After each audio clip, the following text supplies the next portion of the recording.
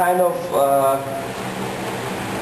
if you're commanding to yourself, like, I want this situation, this matter to be the case, and this will. So will is legislation or legislating of will. Will for Kant is one, the same for the whole humanity, for all people. So it's for me, my will is for me, and for you, like for all of us. But this is personal. So Kant tries to uncover the principles behind the common sense morality. He observes that only a good will is a good without any qualification. It's unconditional. What is unconditional? For example, you help a person, and then you know that you help this person, and this person never will help you. Well, because maybe you will never see him again. Or imagine I read in one book this example. Imagine a shop assistant, and he gives you a correct change, and he knows he will not. He can deceive you. He can give you less money, but he gives you a correct change because of his sense of morality, not because he's afraid to be caught, not because he's afraid that hey, you gave me not incorrect change. You should give me more money. So this is will. And this is the moral law that Alexander says is inside that.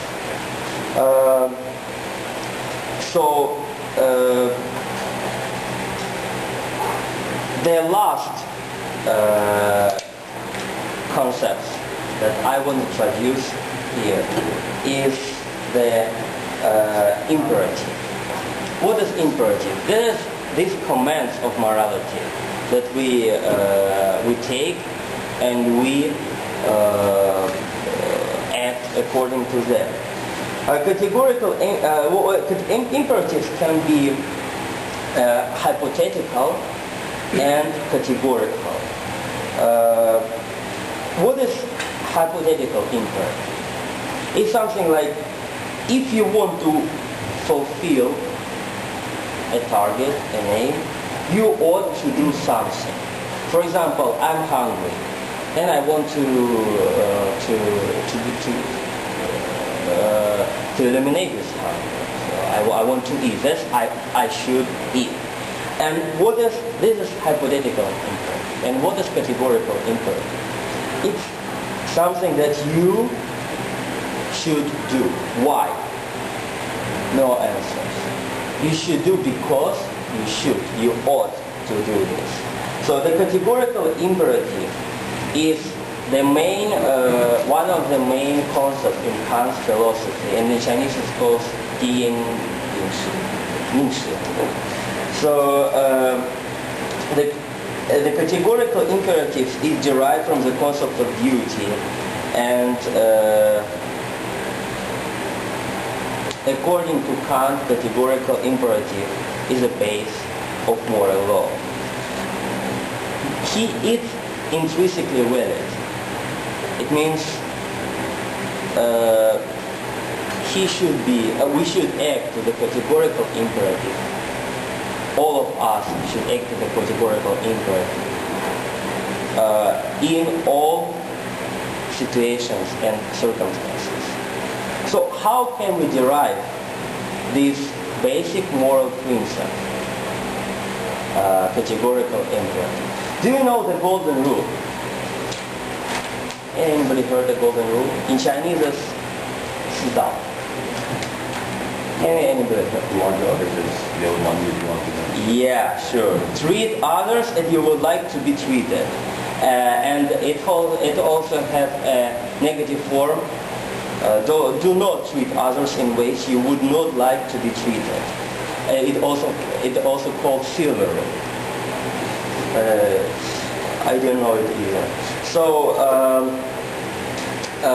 can it be the categorical imperative? Yes, in many situations.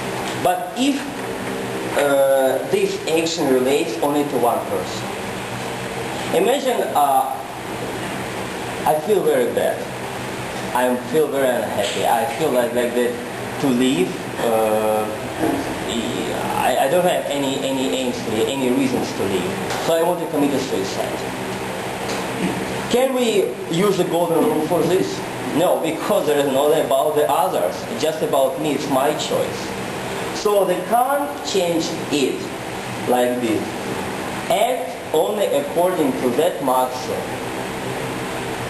that you can, at the same time that this maxim can, at the same time will be a universal law. It means for all people. So if we are talking about our physical needs or wants, we're talking merely about hypothetical imperatives. But categorical imperative, that's something that we call end in itself. It has intrinsic value. We cannot explain this. We just have to act according to this.